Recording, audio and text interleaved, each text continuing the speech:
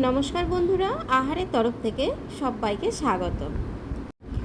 আজকে দারুণই একটা মজাদার এবং হেলদি ব্রেকফাস্ট রেসিপি নিয়ে এসেছি। বাচ্চা বড় প্রত্যেকেরই মনের মতন একটা ব্রেকফাস্ট রেসিপি, এবং এই রেসিপি এতটাই টেস্টি যে একদিন কেন প্রত্যেক দিনই বাচ্চা বড় সকলেই খেতে চাইবে। চলো দেখি পুরো রেসিপিটা। আমি এই রেসিপিটা ডালিয়া দিয়ে করেছি। ডালিয়া প্রত্যেকের বাড়িতেই থাকে, ব্রেকফাস্ট হিসাবে আমরা ডালিয়ার খিচুড়ি বা অন্যান্য রেসিপি করে থাকি। আজকে এই রেসিপিটা একটু অন্য রকমের আমি ফল দিয়ে করেছি। তো আমি এখানে 1 বাটি ডালিয়া নিয়েছি।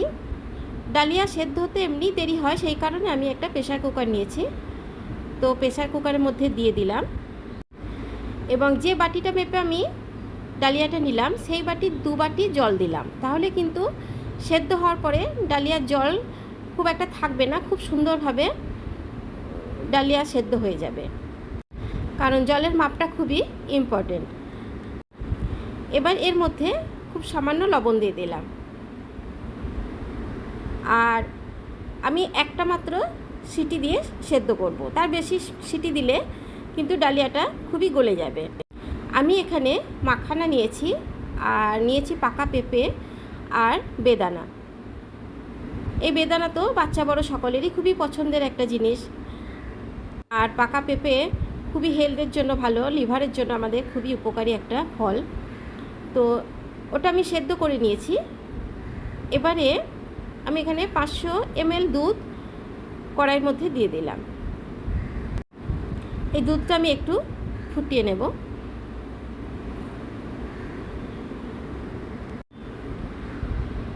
এখানে একটু ফ্লেভারটা ভালো হবে বলে 2টো এলাচের দানা আমি মুখটা ফাটিয়ে এইভাবে দিয়ে দিলাম। এখানে দুধটা ফোটা পর্যন্ত একটু ওয়েট করতে হবে। দুধটা ফুটে গেছে, তো ডালিয়া সেদ্ধটা আমি দিয়ে দিচ্ছি। দেখতেই পাচ্ছ ডালিয়া সেদ্ধর জলটা মেপে দেওয়ার জন্য খুব সুন্দর ডালিয়া সেদ্ধটা হয়েছে, কোনো জল জলে ভাব নেই। এবার দুধের সঙ্গে খুব ভালো করে ফুটিয়ে নিতে হবে। এই ব্রেকফাস্ট রেসিপিটা কিন্তু খুব চটজলদি হয়ে যায়, কারণ প্রেশার কুকারে সিটি দিয়ে দিলে আর এটা খুব বেশিক্ষণ সময় লাগেই না। এখানে একটু মিষ্টি ভাবটা আনার জন্য আমি গুড় ব্যবহার করেছি, গুড়ের পাউডার। তো কেউ চিনিও ব্যবহার করতে পারো, মিছরি ব্যবহার করতে পারো। এখানে খুব ভালো করে আমি এটা ফুটিয়ে নেব। আর গুড় ব্যবহার করলে এই যে কালারটা খুব সুন্দর একটা এসেছে, সেই কারণেই আমি গুড়টাকেই প্রেফার করেছি এখানে। তো এখানে ফুটে গেছে। এবার এটা আমি একটু ঠান্ডা করে নেব। এবারে যে মাখানাগুলো রেখেছিলাম মাখানাগুলো দিয়ে দিচ্ছি, কারণ এটা গ্যাসের নবটা বন্ধ করার পরেই কিন্তু মাখানাগুলো দিতে হবে, আর ফলটা আমি একটু পরে দেব। এবার মাখানাগুলো খুব ভালো করে এটার সঙ্গে, এই ডালিয়ার সঙ্গে মিক্স করে নেব। এই মাখানাও কিন্তু খুব শরীরের জন্য পুষ্টিকর একটা খাবার, খুবই হেলদি খাবার। এটাও যদি বাচ্চারা খেতে পারে প্রত্যেক দিন, অনেক সময় গুঁড়ো করেও যদি দুধের সঙ্গে মিশিয়ে খাওয়া যায় তাহলেও কিন্তু খুব উপকারী। আমি এখানে খুব সামান্য কাজু কিশমিশ দিয়ে দিলাম। এবার আমি একটা বোলের মধ্যে নিয়ে নিচ্ছি,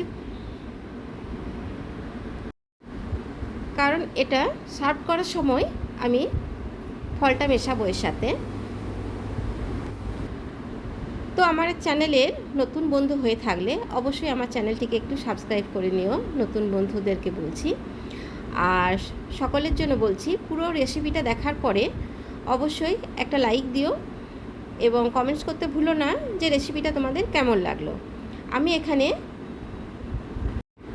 কিছুটা পেঁপে এবং বেদানা মিশিয়ে দিয়েছি, আর কিছুটা ওপর থেকে ডেকোরেট করে দিচ্ছি। এই ডেকোরেশনটা অবশ্যই অপশনাল, তোমরা পুরোটা একসাথে মিশিয়ে বাড়ির লোকদের পরিবেশন করতে পারো। তো আজকের রেসিপি এই পর্যন্তই।